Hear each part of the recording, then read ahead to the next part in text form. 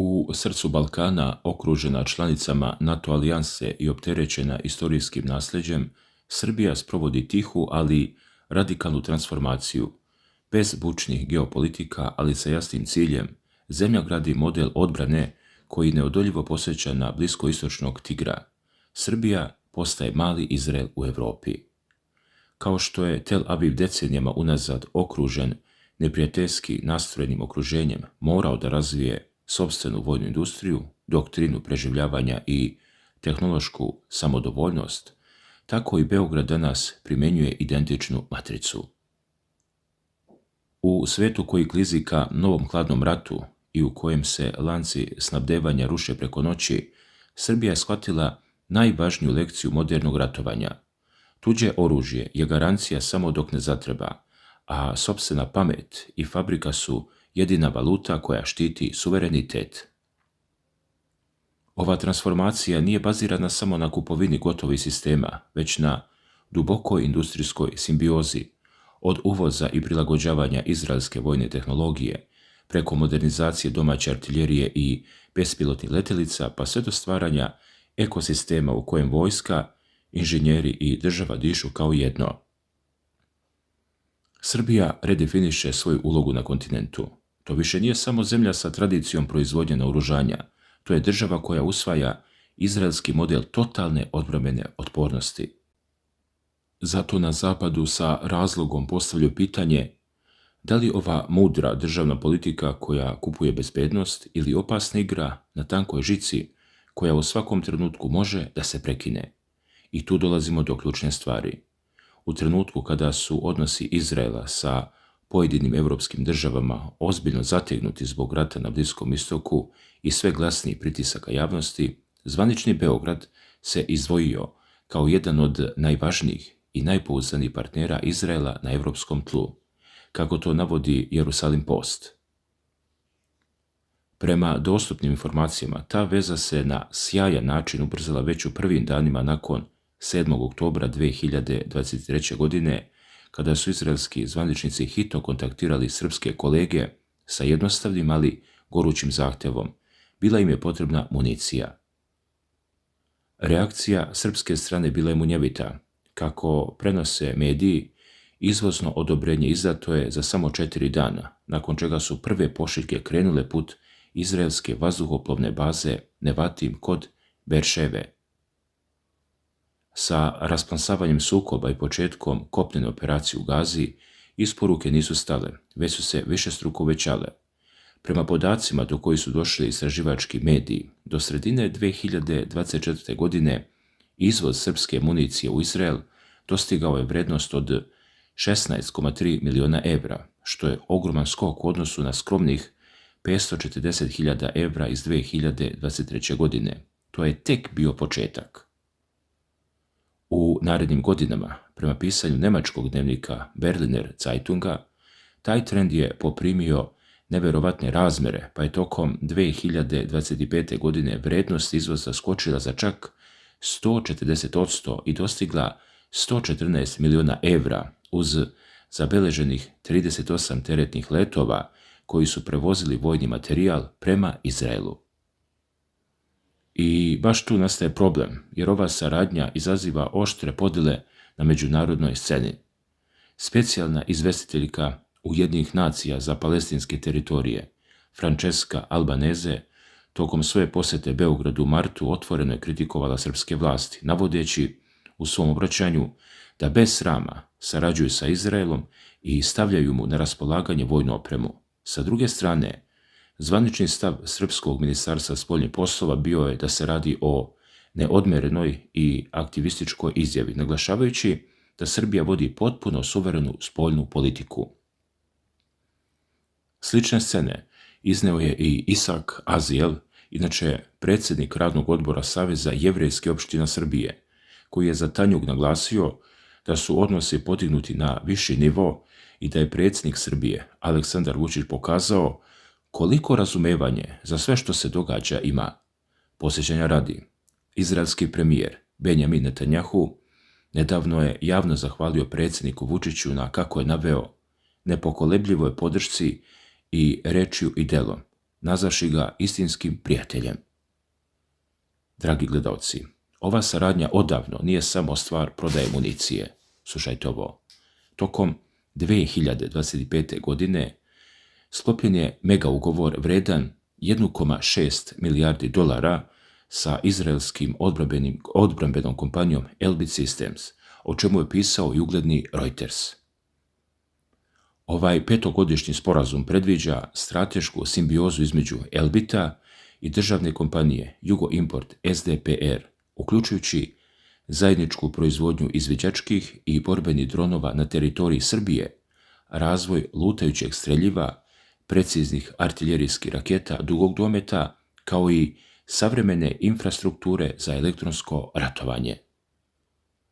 Prema izveštajima medija poput Berliner Zeitunga i Haaretza, planirano je da se u novoj zajedničkoj kompaniji udruži kapital, pri čemu izveštaji naglašavaju i izraelski većinski udeo u nekim od ovih projekata. Pored toga, Srbija je ranije od Elbita već nabavila napredne višecevne raketne sisteme Puls i bespilotne letelice Hermes 900, čime je drastično podigla borbenu gotovost sopstvenih snaga.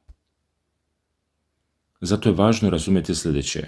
Zašto Beograd povlači ove poteze i kako uspeva da balansira na tankoj geopolitičkoj žici?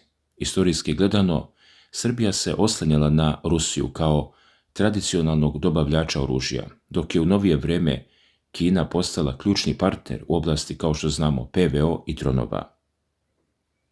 Ipak, partnerstvo sa Izraelom uz određene kontakte sa Francuskom omogućava državi da diversifikuje izvore nabavke, smanji zavisnost od samo jedne velike sile i, što je najvažnije, otvori vrata ka zapadnim tehnologijama i otvori prostor da postane nezaobilazna logistička tačka na ruti koja povezuje Bliski istok i Evropu. Da je institucionalni nivo saradnje podignut na maksimum potvrđuje i podatak da su u proleće 2026. godine Beograd i Jerusalim potpisali sporazum o redovnoj razmjeni obavještajnih i odbrambenih podataka, koji je hitno upućen u Skupštinski odbor za odbranu na usvajanje i pre zvaničnog stupanja na snagu, kako bi se poverljive informacije mogle deliti bez gubljenja dragocenog vremena. Ali ova velika šahovska igra ima i svoju širu regionalnu pozadinu. Dok Izrael kroz ovakve aranžmane nastoji da smanji ekskluzivnu zavisnost od Sjedinjenih Američkih Država i pronađe nova pouzdana uporišta u okviru širih koridora poput ekonomskog koridora Indija, Bliski istok, Evropa i Mek, regionalni rivali pažljivo prate svaki korak. Turska, na primjer, sa sopstvenim ambicijama na Balkanu jača odbrambene veze sa Hrvatskom, Albanijom i kosovskim institucijama, što u zvaničnom Beogradu izaziva jasnu zabrinutost i drži bezbednosne alarme uključene 24 sata dnevno. U novoj globalnoj arhitekturi, gdje srednje sile više ne igraju po starim pravilima hladnog rata, već grade horizontalne interesne saveze, Srbija i Izrael su pronašli zajednički jezik u gvozdenom pravcu interesa. Sve ovo vuče korene i iz dublje istorije koja se često zaboravlja. Pored zajedničkog stradanja Srba i Jevreja tokom Drugog svjetskog rata u borbi protiv fašizma i kvislinških režima, malo je poznato da temelji modernog cionizma nose i snažan srpski pečat. Starca Teodora Herzla, utemeljivača modernog jevrejskog nacionalizma, živeo je u Zemunu i bio blizak saradnik rabina Jehude Al-Kalija. Rabin Al-Kalaj bio je direktno inspirisan uspješnim srpskim ustacima protiv otomanske vlasti sa početka 19. veka, te su te idejne klice nacionalnog buđenja preko porodičnih veza oblikovali i samog Herzla. Od tih historijskih vizija do današnjih ugovora o dronovima, tonama izvezene municije i tajnim obavještajnim protokolima put je bio dug, ali interesi su ostali surovo jasni. I tu priča dobija potpuno novu dimenziju, jer se u igru uključuje i regionalni medijski front, gdje svako tumači ove poteze iz svog rovovskog ugla. Slušajte ovo, ljudi. Dok jedni u Beogradu slave još jedan ugovor koji podiže srpsku namjensku industriju na tron, mediji širom regiona od Sarajeva do Zagreba bruje o ovim aranžmanima, analizirajući svaku tonu municije i svaki dolarski cent u ugovorima sa Elbit Systemsom. Prema navodima regionalnih portala i analitičara, mediji u Bosni i Hercegovini sa posebnom pažnjom prate ove isporuke, često ističući pritiske koje međunarodni zvaničnici vrše zbog vojne razmjene sa Izraelom, dok se u hrvatskim medijima ova saradnja posmatra kroz prizmu vojne ravnoteže na Zapadnom Balkanu i opasnosti od nove trke u naoružanju. Ali da stvar bude još napetija, Turska i njeni medijski i politički krugovi pomno prate svaku stazu kojom se srpski dronovi i raketni sistemi razvijaju. Kako se navodi u bezbednosnim analizama, Ankara ne gleda blagonaklono na to što Srbija postaje ključno čvorište izraelskog uticaja i tehnologije u ovom delu Europe, naročito uzimajući u obzir da Turska istovremeno masovno jača vojne i ekonomske veze sa Hrvatskom, Albanijom i Prištinom. U tom trouglu interesa gdje se prepliću bliskoistočne krize, turske ambicije i evropski put Srbije, mediji u regionu se utrkuju ko će preobjaviti informaciju o novim letovima teretnih aviona koji sa Beogradskog aerodroma poleću ka Bliskom istoku. I baš tu nastaje pitanje nad pitanjima. Da li regionalna štampa preuveličava opasnost ili nam zapravo otkriva delić slagalice o tome kako se na našim prostorima kroji krupna geopolitika? Dragi gledalci, ovdje ubacujemo još jednu žestoku kockicu u ovaj mozaik, a to je uloga tajnih tehnologija, obaveštajnih igara i pritisaka koji se ne vide na prvu loptu. Slušajte ovo. Prema istraživanjima medija i međunarodnih organizacija, saradnja Beograda i Tel Aviva odavno nije samo prevoz sanduka sa municijom na aerodromu Nikola Tesla, već uključuje i nabavku visoko sofisticirane opreme za elektronski nadzor i bezbednosne sisteme. Analitičari napominju da svaka ovakva sprega nosi i duboku diplomatsku računicu od toga kako se preko bliskih kanala sa Izraelom utječe na pozicije u Vašingtonu, pa sve do delikatnog balansiranja u Ujedinjenim nacijama kada se lome koplja oko osjetljivih globalnih rezolucija. Dalje se otvara pitanje i ona najteža dilema. Da li mala zemlja na Balkanu ovom opasnom igrom, da kažemo, kupuje dugoročni mir i tehnološki skok u 22. vek ili postepeno postaje uvučena u globalne sukobe iz kojih neće moći da se izvuče kada se karte ponovo promešaju? Dragi gledalci, zastanite na sekundu i razmislite o ovome. Kada vam sa svih strana saopštavaju da je svijet pred totalnim lomom, da se stare alijanse raspadaju, a nove sklapaju iza zatvorenih vrata, gde se u toj nemilosrdnoj računici nalazi mala zemlja na vetrometini? Vi znate koliko se ovdje decenijama pričalo o tome da moramo da zavisimo samo od sebe, da nam niko ništa neće pokloniti i da se istorija na Balkanu ne čita iz knjiga, nego se piše u rovovima i fabrikama. Ali ono što se dešavalo u posljednje 3 godine i što je sada isplivalo na površinu sa ciframa koje lede krv u žilama, prelazi granice obične spoljne politike. Slušajte me pažljivo. Dok u Briselu i zapadnim prestolnicama pale crvene alarme zbog svakog sanduka municije koji napušta naš aerodrom, zvanični Beograd povlači poteze koji se mere milijardama dolara i strateškim ugovorima o kojima se dojuče samo šaputalo. I tu se postavlja ona gorka prizemna istina. Da li mi ovim surovim, pragmatičnim poslom kupujemo kartu za opstanak u novom svjetskom poretku ili samo pojačamo fitilj na buretu baruta na kojem već sedimo? Jer budimo pošteni prema sebi, gledalci moji. Lako je iz fotelje pričati o neutralnosti, dok nam se pred očima iscrtavaju nove mape moći. Kada se sklope više milionski ugovori sa kompanijom poput Elbit Systems, kada se na našoj zemlji pokrene zajednička proizvodnja dronova i najsavremenijeg lutajućeg streljiva, tu više nema mesta emocijama. Tu prestaju priče o starim prijateljstvima, a počinje hladna vojna matematika u kojoj svaki šraf, svaka raketa i svaki razmijenjeni obavešteni podatak znače samo jedno. Ili si za stolom, ili si na meniju. A pogledajte samo reakcije u komšiluku.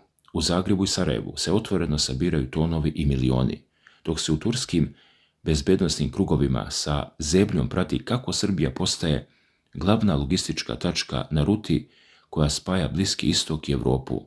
Svi oni vide ono što mnogi ovdje odbijaju da priznaju, da Srbija više nije samo pasivni posmatrač globalnih haosa, već postepeno prerasta u to istočno-evropsko čvorište moći i tehnologije. Ali sa to moći dolazi pakleni teret, jer onog trenutka kada potpišeš sporazum o razmeni tajnih podataka i otvoriš svoje fabrike za tehnologiju koja ratuje na frontovima o kojima bruji planeta, ti više nisi mali, nebitan igrač koga niko ne dira.